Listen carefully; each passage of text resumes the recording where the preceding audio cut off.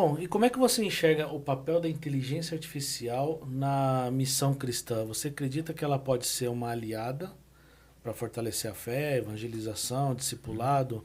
A gente até comentou aqui, né, um pouquinho de como ela tem auxiliado os nossos estudos, mas quais os limites éticos praticados a considerar no contexto ministerial? Como é que você enxerga?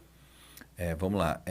Para uma pessoa que está, né, um neófito que está começando, eu diria que cuidado. Sim. Porque 2 pontos, né? Ele tem talvez um pouco mais de dificuldade de validar se aquilo de fato é real, faz sentido e tem a verdade ali atrás, ou são só palavras bonitas, enfim. E do outro lado, ele também, eu vou chamar de neófito na IA, né? Quem não estudou como melhor utilizar a IA. Então tem esses 2 riscos aí, na minha opinião, iminentes, né? São evidentes. Mas do outro lado, existe um processo de aprendizado. Talvez a gente não conversou sobre isso antes, mas o método científico, né? Sim. Existe um método de estudo.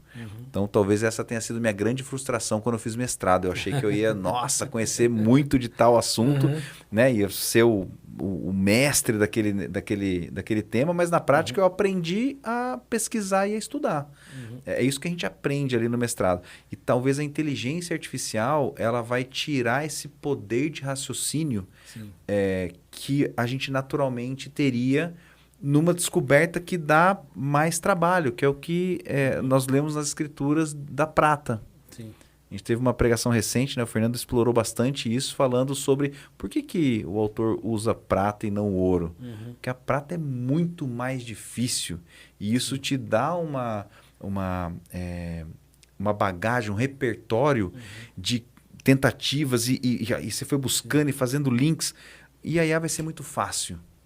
Então essa facilidade do texto, o pecado oculto, na minha opinião, está aí, porque ela vai deixar as pessoas mais preguiçosas. Eu posso fazer de última hora, porque eu sei que eu vou lá, dou 2, 3 comandinhos, já vai sair o meu estudo. Então esses são os perigos, né, e cuidados aí em relação ao uso da IA no âmbito cristão, né?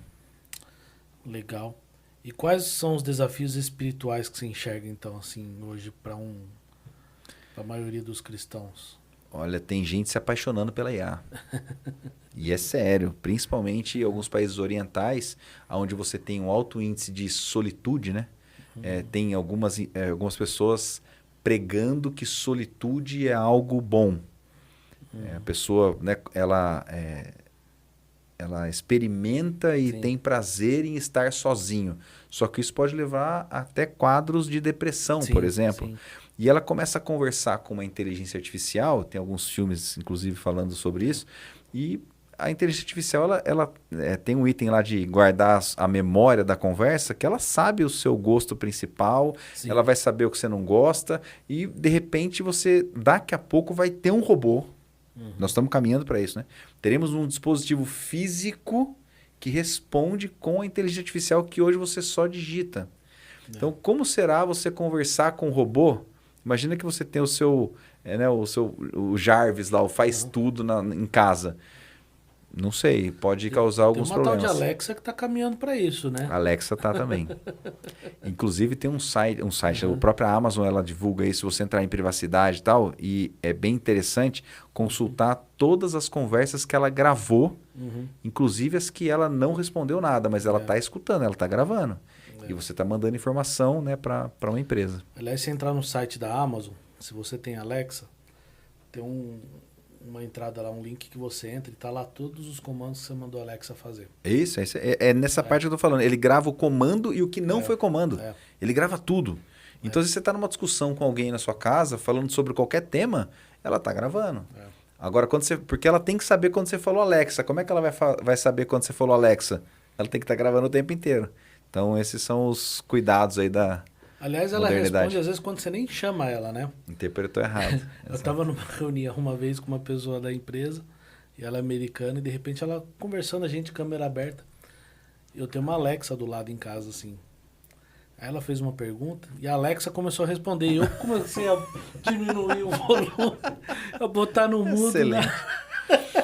Você sabe que às vezes a gente está em reunião também e a gente, né, brinca um com o outro e fala assim, ok, Google, aí já um monte responde. Então você fala, Alexa, né, toca uma música. Tem vários lugares que começa a tocar, então, enfim. Aí ela parou, o que é isso? Eu expliquei pra ela, falei assim, não, é que você tem uma Alexa exatamente do meu lado, você falou alguma coisa, ela entendeu e começou a responder. Aí ela começou a rir também, ela contou que ela tem uma Alexa lá também, aí já passou por isso, enfim.